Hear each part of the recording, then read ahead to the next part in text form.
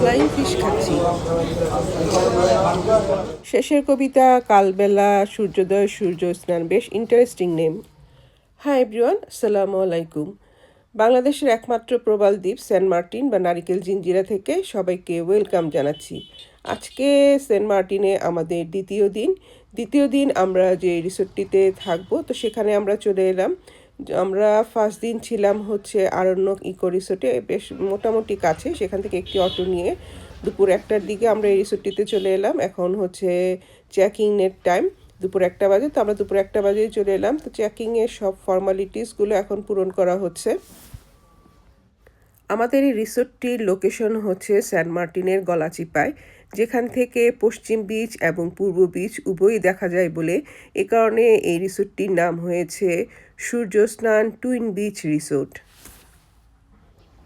এপাশে হচ্ছে রিসোর্টের কিচেন, আর এপাশে হচ্ছে একটি জুস বার দেখা যাচ্ছে। এছাড়াও এখানে বারবিকিউ করারও ফ্যাসিলিটিস রয়েছে।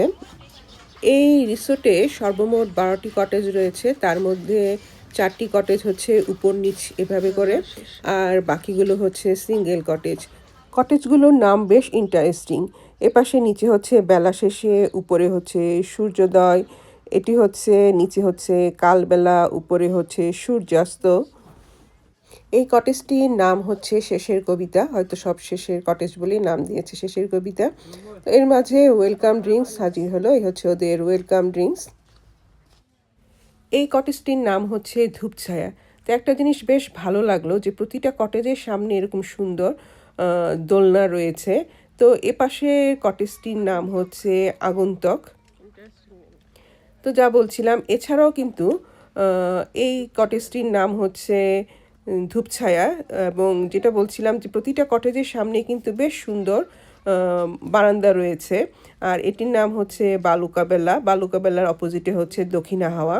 তো এই রিসোর্টে 12টি কটেজের মধ্যে 2টি কটেজ রয়েছে, যেগুলো হচ্ছে প্রিমিয়াম কটেজ বলা হয়, বা ইনফিনিটি সি ভিউ কটেজও বলা হয়। তো একটি হচ্ছে চন্দ্রালোক আর একটি হচ্ছে চন্দ্রকথা। তো আমরা আজকে যে কটেজটিতে থাকবো সেটি একটি প্রিমিয়াম কটেজ বা ইনফিনিটি সি ভিউ কটেজ। এর নাম হচ্ছে চন্দ্রালোক। তো চলুন আমাদের কটেজটি আপনাদেরকে একটু ঘুরিয়ে দেখাই। বেশ সুন্দর ইন্টেরিয়র ডিজাইন, উপরে একটা ইকো ভাইব আনার চেষ্টা করেছে, চারপাশে কাঠ দিয়ে ডিজাইন করা। দেখুন সিলিংটাও কিন্তু বেশ সুন্দর, এবং এক কোনায় দেখুন দুইটি বই রয়েছে, যেগুলো হচ্ছে গল্পের বই। ওয়াশরুমটাও কিন্তু বেশ স্পেশাস, নিট অ্যান্ড ক্লিন, এবং এখানে গরম পানিরও ব্যবস্থা রয়েছে। রুমের ড্রয়ার, চেস্ট অফ ড্রয়ার সব কিছুই কিন্তু কাঠ দিয়ে বানানো ছিল। এখানে টুথপেস্ট, টুথব্রাশ, সাবান, শ্যাম্পু, তারপরে হচ্ছে চা কফি খাওয়ার ফ্যাসিলিটিসও ছিল, কেটলি ছিল। আর এছাড়াও একটি অ্যান্টিক, দেখুন খুবই সুন্দর একটি অ্যান্টিক ফোন ছিল। এছাড়া এর পাশে কাপড় চোপড় রাখার, আপনি কাবারে ঝুলিয়ে রাখার জন্য ফ্যাসিলিটিসও ছিল। রুমের ভেতর থেকে সমুদ্রের গর্জন শোনা যাচ্ছে। এখানে বসে দাঁড়িয়ে আপনি সি ভিউটা এনজয় করতে পারেন, এ কারণে এর নাম হয়েছে ইনফিনিটি সি ভিউ কটেজ। তো ওপাশ থেকে জানালা দিয়েও কিন্তু সি ভিউ পাওয়া যায়। এই কটেজটির সামনে একটি মাচার মতো রয়েছে, আমার কাছে মনে হচ্ছিল যে এটি একটু অবস্ট্রাকশন। এটি না থাকলে এমনিতে সি ভিউটা পাওয়া যাচ্ছে, আরও হয়তো ক্লিয়ার ভিউ পাওয়া যেত। তবে এই মাচাটির উপরে উঠে বসেও আপনি কিন্তু ইনফিনিটি ভিউটা এনজয় করতে পারেন। তো চলুন, আমাদের পাশে যে আরেকটি প্রিমিয়াম কটেজ রয়েছে, যার নাম হচ্ছে চন্দ্রকথা। আমরা এপাশে হচ্ছে বিচে যাওয়ার পথ, না আগে কটেজটি দেখে আসি, তারপরে বিচে যাব। তো আমরা এই কটেজটিতে থাকতে চেয়েছিলাম। এখান থেকে পুরোপুরি মানে ইনফিনিটি ভিউ বলতে যাবো যে কোনো অবস্ট্রাকশন নেই সামনে। তো কিন্তু আমরা এই কটেজটি পাইনি, ভাড়া দুইটাই কিন্তু সেম, তারপরও যাই হোক এটি পাইনি। তো চলুন ভেতরের ভিউটা একটু ঘুরে দেখি। এই কটেজটির অ্যান্টেরিয়র ডিজাইন মোটামুটি একই রকম হলেও একটু ভিন্নতা রয়েছে। তা হচ্ছে এই কটেজের ভেতর একটি দেখুন লিভিং কোকোনাট ট্রি মানে নারিকেল গাছ রয়েছে, এরা কিন্তু এটাকে কাটেনি। আর এপাশে একটি গ্রামোফোন রয়েছে অ্যান্টিক। আর এখান থেকে দেখতেই পাচ্ছেন মানে কোনো ইন্টারাপশন ছাড়া সি ভিউটা পাওয়া যায় এই রুমটির সামনে থেকে। দোলনায় বসে বসে বেশ অনেকক্ষণ সি ভিউ এনজয় করলাম। তো এর মাঝে আমরা বের হয়ে যাচ্ছি। তো এখানে দক্ষিণা হাওয়া রুমটা আপনাদের একটু ভেতরে ঘুরিয়ে দেখায়। এদের সবগুলো রুমেই কিন্তু খুব ইন্টারেস্টিং ফ্যাক্ট হচ্ছে সবগুলো রুমের সাথে বই থাকে, গল্পের বই। তো এদের ইন্টেরিয়র ডিজাইন উপরের সিলিংয়ের কিন্তু সব একই কাঠ দিয়ে করা। আরেকটা ব্যাপার হচ্ছে এখানে সোফা রয়েছে, এছাড়া মোটামুটি সব ফ্যাসিলিটিসই কিন্তু সব প্রতিটা রুমের সেম।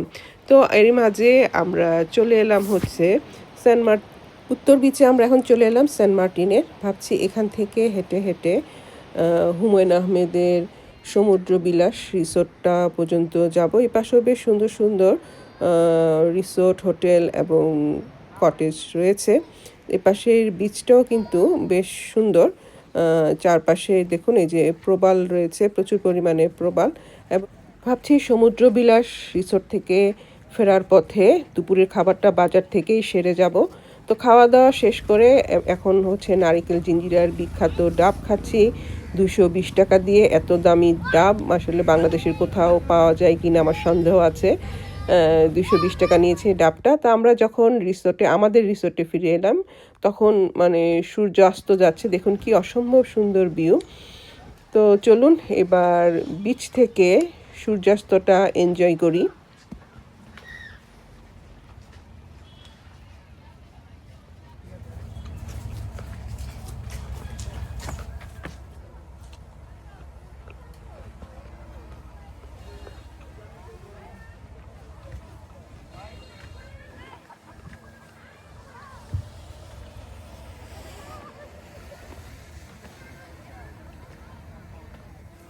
সি ভিউ এনজয় করার জন্য এই রিসোর্টের সামনে বেশ অনেকগুলো সিটিং অ্যারেঞ্জমেন্ট রয়েছে। চাইলে আপনি এখানে বসেও কিন্তু সি ভিউটা এনজয় করতে পারেন, যেহেতু দুটি প্রিমিয়াম কটেজ ছাড়া সবগুলো সামনে থেকে বসে সি ভিউ এনজয় করা যায় না। তাই এখানে কিন্তু প্রচুর পরিমাণে বসার ফ্যাসিলিটিস রয়েছে, যেখান থেকে আপনি বসে বসে সি ভিউটা এনজয় করতে পারেন এবং সূর্যাস্তটাও কিন্তু এনজয় করতে পারেন। হাঁটার জন্য পানি এখন বেশ অনেক দূরে চলে গিয়েছে, এখন খালি প্রবাল দেখা যাচ্ছে। তবে যখন জোয়ার আসে তখন পানিটা কিন্তু প্রায় হোটেলের মানে রিসোর্টের কাছাকাছি চলে যায়, মানে এই প্রবালগুলো তখন ডুবে যায় পানিতে, তখন আর এই প্রবালগুলো দেখা পাওয়া যায় না। কি অসম্ভব সুন্দর দেখুন একটা ভিউ তৈরি হয়েছে চারপাশে।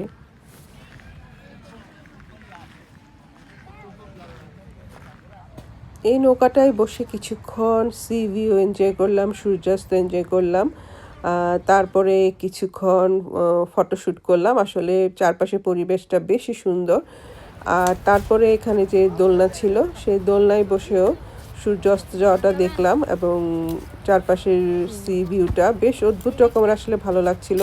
এরপর কিছুক্ষণ সমুদ্রের পাড়ে হাঁটাহাঁটি করলাম। তো চলুন এখন আপনাদের রিসোর্টের রাতের ভিউটা দেখায়। এটি হচ্ছে কিডস জোন, বাচ্চাদের জন্য এখানে আলাদা একটি মানে একটি জোন রয়েছে। তো এপাশে ওদের হচ্ছে জুস বার। তো এদের যেটা বলছিলাম যে এদের রাতের লাইটিংটা কিন্তু খুবই সুন্দর।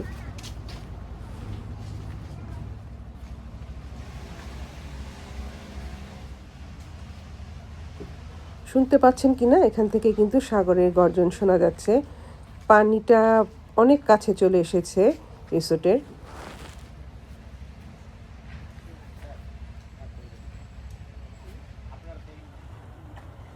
আবারও একটু রাতের বেলা বিচে হাঁটতে বের হলাম। তো আজকের দিনটা হচ্ছে অসম্ভব সুন্দর, কারণ আকাশে দেখুন চাঁদ দেখা যাচ্ছে, পূর্ণিমা রাত। এবার আমাদের রুমের সামনে যে মাচাটা রয়েছে সেখানে উঠে বসলাম। শুনতে পাচ্ছেন কি না জানি না, এখান থেকে বেশ সুন্দর সাগরের গর্জন শোনা যাচ্ছে। এবার বাজারের দিকে যাচ্ছি। তো চলুন আপনাদেরকে দেখাই। দেখলাম যে সামনে এখানে বারবিকিউ করা হচ্ছে, এখানে বারবিকিউ করার ফ্যাসিলিটিস রয়েছে। আর এই রিসোর্টের যে একটি রেস্টুরেন্ট আছে, প্যানোরামিক রেস্টুরেন্ট, সেটা আপনাদের একটু ঘুরিয়ে দেখাই। শুনেছি এই রেস্টুরেন্টের উপর থেকে দুপাশের বিচটা দেখা যায়, তবে আমি ঠিক শিওর না রাতের বেলা সেই ভিউটা পাওয়া যাবে কি না। এখানেও কিন্তু বেশ মজার খাবার দাবার, চাইলে আপনি এখান থেকেও খেতে পারেন। তো আমরা যেহেতু সেন্ট মার্টিন বাজারের রাতের ভিউটা দেখিনি এবং ওখানকার নাইট লাইফটা কীরকম হয় সেটি দেখার জন্য ভাবছি। এখন এখানে চাইলে খেতে পারতাম, যেহেতু দেখুন এখানে কিন্তু বেশ সুন্দর সিটিং অ্যারেঞ্জমেন্ট রয়েছে নিচে বসার জন্য।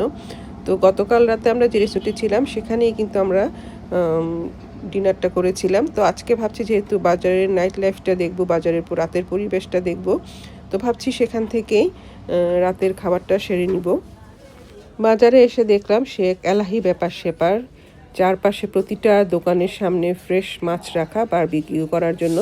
এখন আর সেই দুপুরের পরিবেশ নেই, প্রতিটা দোকানের সামনে এরকম ফ্রেশ মাছ রাখা। তো আমরা সেখান থেকে একটা কোরাল আর একটা হচ্ছে লবস্টার নিলাম আমাদের রাতের ডিনার করার জন্য। তো এইগুলা দুটোই হচ্ছে ওরা আমাদের সামনেই কেটে মানে বারবিকিউ করে দিবে। তো এই হচ্ছে একটা বেশ জ্যান্ত একটা লবস্টার ছিল, আর কোরালটাও বেশ ফ্রেশ ছিল। তো আমাদের সামনে ওরা নিয়ে গেল আমাদেরকে ওদের কিচেনে, আমাদের সামনে মাছটা কেটে ধুয়ে পরিষ্কার করে এই যে কেটে দিচ্ছে। এখন কেটে ধুয়ে পরিষ্কার করে মশলা মাখিয়ে বারবিকিউ করে দিল। বেশ অনেকখানি সময় লাগলো আসলে বারবিকিউ করতে। তো যে জিনিসটা আমার এখানে ভালো লাগানি, মাছটা খুবই টেস্টি ছিল, বাট ওরা আমার কাছে মনে হলো যে এখানে বাংলাদেশে সবাই ওভার কুক করে ফেলে, ফিশকে আসলে এত কুক করতে হয় না। তো মাছের টেস্টটা মজা ছিল, তবে যেটা প্রবলেম হয়েছে যে এখানে যে লবস্টারটা ছিল, লবস্টারটাকে এত কুক করেছে এটার মধ্যে আসলে একটা রাবারি টেস্ট চলে এসেছে। লবস্টারকে আসলে বা চিংড়ি জাতীয় মাছকে খুব অল্প কুক করতে হয়। তো এছাড়া পরোটা এবং সালাদ দিল, সেগুলো ড্রিঙ্কসও ছিল, সেটি দিয়েই আমরা রাতের খাবারটা সেরে নিলাম। ফিরে এলাম আবার আমাদের সূর্যস্নান টুইন বিচ রিসোর্টে। এই যে দেখুন এখানে রাতের বেলা এসে দেখলাম বেশ সুন্দর একটা পরিবেশ আমাদের কটেজের সামনে, ওপাশে ক্যান্ডেল লাইট ডিনারের অ্যারেঞ্জ করা হয়েছে। ওই যে হচ্ছে আমাদের কটেজটা। তো নেমে এলাম আবারও বিচে। চাইলে আপনিও এখানে ক্যান্ডেল লাইট ডিনারের ব্যবস্থা মানে অ্যারেঞ্জ করতে চাইলে ওদেরকে বললে ওরা সেই অ্যারেঞ্জটা করে দিবে। আর চারপাশে দেখুন রাতের ভিউটা বেশ অদ্ভুত রকমের একটা পরিবেশ চারপাশে। আর রিসোর্টের চারপাশে এখন বেশ কাছেই পানি চলে এসেছে, গাড়িতেও কিছুক্ষণ হাঁটাহাঁটি করলাম।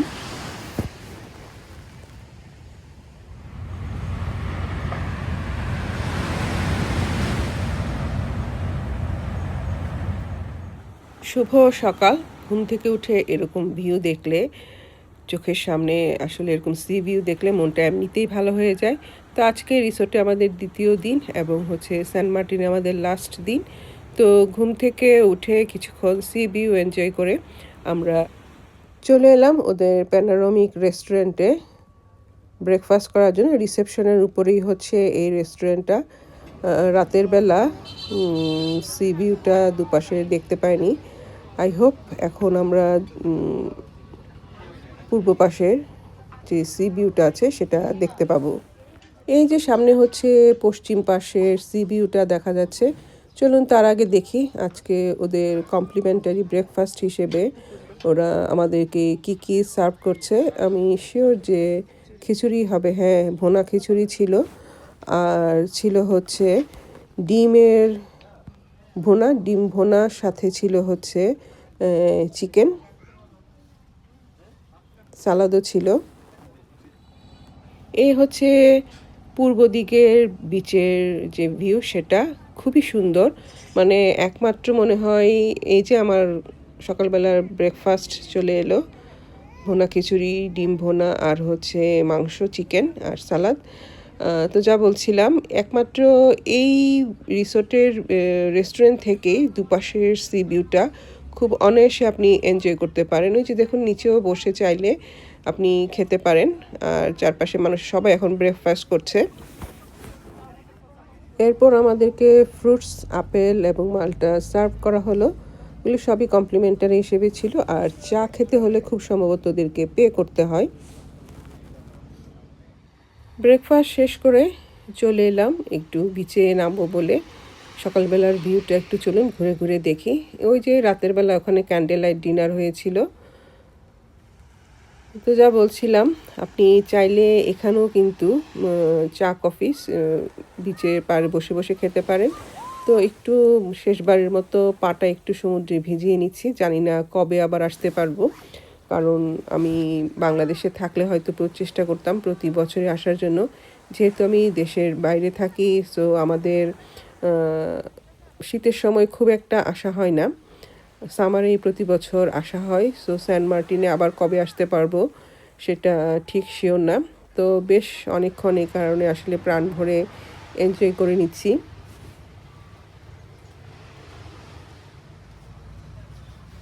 বিচ থেকে ঘুরে এসে ফ্রেশ হয়ে একেবারে রেডি হয়ে গেলাম চেক আউটের জন্য, কারণ এই রিসোর্টের চেক আউট টাইম হচ্ছে যদিও বলে 11টায়। আপনি যেহেতু শিপ আসার জন্য শিপ আসতে বেশ ছাড়তে বেশ লেট হয়, তো বিকেল 5টার দিকে শিপটা ছাড়া, অবশ্য জোরের উপর ডিপেন্ড করে। তো চাইলে আপনি এখানে 12টা পর্যন্ত স্টে করতে পারেন।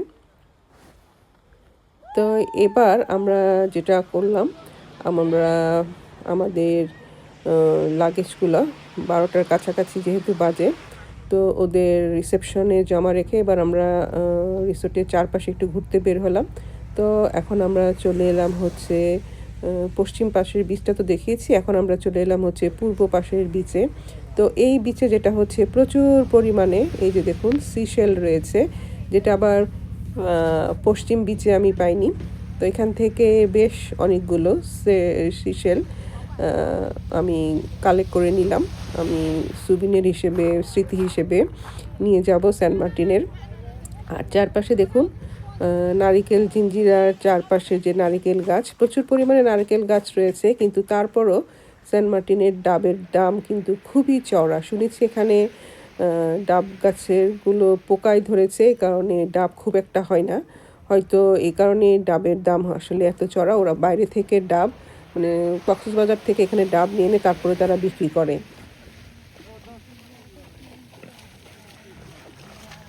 এই ফুলটার নাম কি আমি জানি না, খুব সুন্দর, একমাত্র মনে হয় সেন্ট মার্টিনে এই ফুলটা পাওয়া যায়, খুবই একটা ইউনিক একটা ফুল।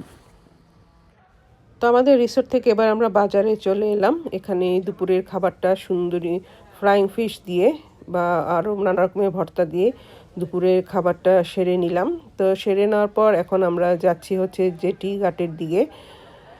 সবগুলো শিপই মনে হয় একসাথে ছাড়বে কিনা ঠিক বুঝতে পারছি না, কারণ সব শিপেই দেখুন প্রচুর ভিড়, কারণ শিপটা চলে এসেছে অনেক আগেই, তবে এখন ছাড়ার জন্য ওয়েট করছি, 5টার বাজে। তো এখন যেটা এসে মনে হলো যে আবার সেই ভিড় ঠেলে ঠেলে এগোতে হচ্ছে। তো কর্ণফুলী শিপের ভেতর দিয়ে আমরা এখন আমাদের বারোয়ালিয়া শিপে উঠে এলাম। তো এই হচ্ছে আমাদের বারোয়ালিয়া শিপের যে ক্যাবিন ছিল সেটা। তো আমার একটি ভিডিও আছে বারোয়ালিয়া শিপের টিকিট প্রাইস নিয়ে, চাইলে আপনারা সেই ভিডিওটিও দেখতে পারেন। তো চারপাশে সন্ধ্যা ঘনিয়ে আসছে, সূর্য অস্ত যাচ্ছে, চলে যাচ্ছে। আমাদের শিপটাও ছেড়ে দিল, আসার সময় কর্ণফুলীটা আগে ছেড়েছিল, তো এবার বারোয়ালিয়া শিপটা আমাদের শিপটা আগে ছেড়ে দিল।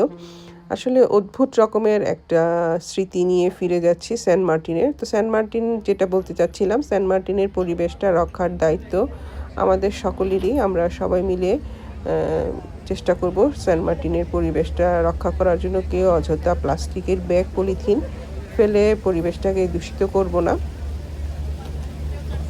একা সরকারের পক্ষে আসলে কিছুই করা সম্ভব না আমরা যদি সচেতন না হই। তো সবাইকে আজকের মতো বিদায় জানিয়ে এখানেই শেষ করছি। আমার সেন্ট মার্টিনের আরও 2টি আমরা ছিলাম রিসোর্টে, অন্য একটি রিসোর্টে, চাইলে আপনারা সেই ভিডিওটা দেখে আসতে পারেন। তো সবাইকে শুভ সন্ধ্যা জানিয়ে আজকের মতো এখানেই বিদায় নিচ্ছি। সবাই ভালো থাকবেন, ধন্যবাদ।